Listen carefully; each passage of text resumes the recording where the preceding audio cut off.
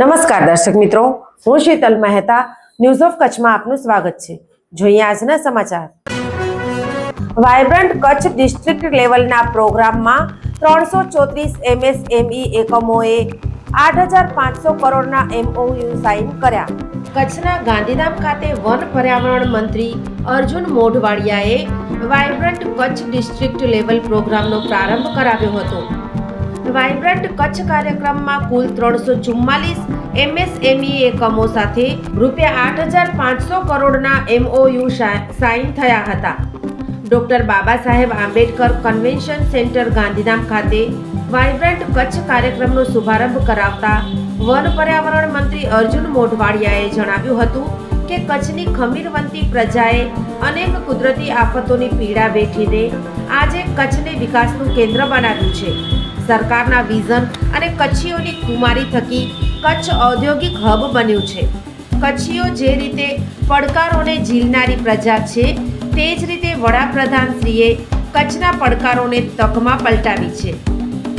નરેન્દ્રભાઈ મોદીના વિઝન હેઠળ મુખ્યમંત્રી ભૂપેન્દ્રભાઈ પટેલની સરકાર વિકાસના રથને આગળ વધારતા કચ્છ આજે ટુરિઝમ, ખેતી તથા ઔદ્યોગિક વિકાસમાં અગ્રેસર બન્યું છે. કચ્છ રિન્યુએબલ એનર્જીનું હબ સાથે દેશનો 40% કાર્ગો હેન્ડલ કરી રહ્યું છે. મંત્રીએ આવનારા સમયમાં કચ્છ ઇલેક્ટ્રોનિક કમ્પોનન્ટના PCBના નિર્માણ માટે green hydrogen, data centre, blue economy જેવા ક્ષેત્રના વિકાસ માટે મુખ્ય કેન્દ્ર બની શકે તેમ હોય રોકાણકારોને તેમાં જોડાવવા હાકલ કરી હતી. કચ્છમાં ભરપૂર પોટેન્શિયલ હોવાથી ભારતના ભવિષ્યને નિર્માણ કરનાર ક્ષેત્રમાં રોકાણ માટે કચ્છમાં આવી સંપત્તિ સર્જન કરવા આહવાન કર્યું હતું.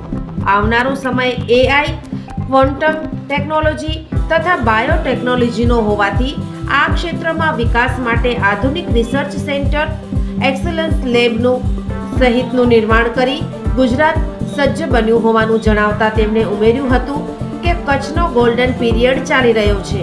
તેઓએ ટકાઉ વિકાસની વિભાવના અને પર્યાવરણની જાળવણીના સંકલ્પ સાથે કચ્છમાં વર્લ્ડ ક્લાસ નર્સરી બનાવવા જણાવ્યું હતું. કચ્છમાં ગ્રીન કવર વધારવાની આ ઝુંબેશમાં ઉદ્યોગો પણ જોડાય તેવો અનુરોધ તેમણે કર્યો હતો. ઉચ્ચ શિક્ષણ અને તાંત્રિક શિક્ષણ રાજ્યમંત્રી ત્રિકમભાઈ છાંગાએ પ્રાસંગિક ઉદ્બોધન કરતા જણાવ્યું હતું કે વડાપ્રધાન નરેન્દ્રભાઈ મોદીએ મુખ્યમંત્રી તરીકે ધુરા સંભાળી ત્યારથી વાયબ્રન્ટ ગુજરાતની શરૂઆત થઈ હતી. આજે જિલ્લા કક્ષાએ તેનું આયોજન કરવામાં આવી રહ્યું છે, જે બદલ તેમણે કચ્છ જિલ્લા વહીવટીતંત્ર અને કચ્છના ઉદ્યોગ સાહસિકોને અભિનંદન પાઠવ્યા હતા. મુખ્યમંત્રી ભૂપેન્દ્રભાઈ પટેલના માર્ગદર્શનથી કચ્છ અવિરત વિકાસ સાધી રહ્યું છે. માળખાગત સુવિધાઓ વધી, ઔદ્યોગિક વિકાસ, ટેકનોલોજી સાથે બંદરોનો વિકાસ થતાં કચ્છમાં રિવર્સ માઇગ્રેશન થઈ રહ્યું છે તેવું રાજ્યમંત્રીએ ઉમેર્યું હતું. હસ્તકલાના કચ્છી કારીગર પાબીબેનને યાદ કરતા રાજ્યમંત્રીએ જણાવ્યું હતું કે એક સમયે હસ્તકલા અને ગૃહ ઉદ્યોગ આધારિત રોજગારી ધરાવતું કચ્છ હાલ ગુજરાતમાં ઉદ્યોગોનું હબ બનવા જઈ રહ્યું છે. વાયબ્રન્ટ થકી કચ્છમાં કરોડોના રોકાણો થઈ રહ્યા છે અને રોજગારીની તકો ઊભી થઈ છે. કચ્છ મોરબી સાંસદ વિનોદભાઈ ચાવડાએ જણાવ્યું હતું કે વડાપ્રધાનના દીર્ઘ વિઝનથી વાયબ્રન્ટ ગુજરાતની શરૂઆત થઈ હતી, જેનો લાભ કચ્છને મળતા પોર્ટ, મિનરલ્સ, કેમિકલ સહિતના ક્ષેત્રે હજારો ઔદ્યોગિક યુનિટ્સ ધમધમી રહ્યા છે.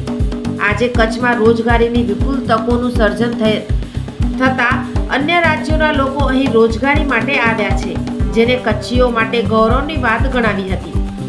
રોકાણકારોને વાયબ્રન્ટ પ્રોગ્રામમાં જોડવા સાંસદે અપીલ કરી હતી. દીનદયાળ પોર્ટના ચેરમેન SK સિંઘે જણાવ્યું હતું કે વિકસિત ભારતના વિઝનમાં ગુજરાત રાજ્ય તથા તેમાં કચ્છ જિલ્લો ખાસ પ્રદાન કરશે. કચ્છના ભૌગોલિક સ્થાન થકી તમામ પ્રકારની કનેક્ટિવિટી ઉપલબ્ધ હોવાથી રોકાણકારો કચ્છના વિકાસના ભાગ બનવા ઉત્સુક છે. વિકસિત ભારતના વિઝનમાં કચ્છમાં પોર્ટ, મેરીટાઈમ સેક્ટરનું પ્રદાન નોંધનીય બનશે. તેમણે ઉમેર્યું હતું કે કંડલા પોર્ટ ગ્રીન હાઇડ્રોજન તથા શિપ બિલ્ડિંગ ક્ષેત્રે લીડ કરી રહ્યું છે.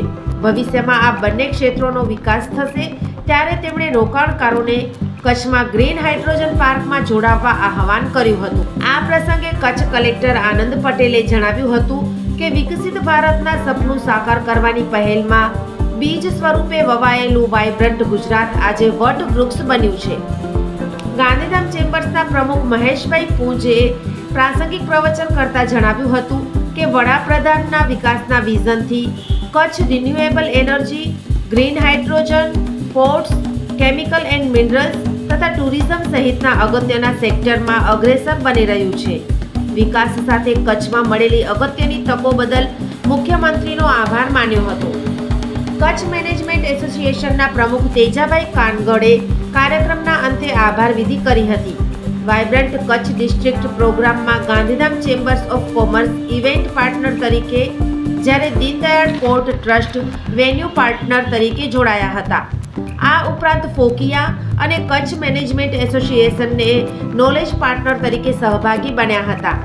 આ પ્રસંગે જિલ્લા પંચાયત પ્રમુખ જનકસિંહ જાડેજા, ધારાસભ્ય કેશુભાઈ પટેલ, માલતીબેન મહેશ્વરી, પ્રદ્યુમ્નસિંહ જાડેજા, અનિરુદ્ધભાઈ દવે, પૂર્વ વિધાનસભા અધ્યક્ષ નીમાબેન આચાર્ય, અગ્રણી દેવજીભાઈ વરચંદ, ધવલભાઈ આચાર્ય, પૂર્વ કચ્છ એસપી સાગર બાગમાર, ગાંધીધામ કમિશનર મનીષ ગુરવાની, GRITના joint CEO Stuti Charan, ARM Shri Ashish Dania, ઇન્ડસ્ટ્રીઝના જોઈન્ટ કમિશનર કનક ડેર સહિત મોટી સંખ્યામાં ઉદ્યોગકારો અને વિદ્યાર્થીઓ ઉપસ્થિત રહ્યા હતા. રાજ્યના કેબિનેટ મંત્રી સમક્ષ થયા પ્રતિકાત્મક 5 કરાર. Bhuj Kutch potash private limited boric acid manufacture 12 crore 54 lakh.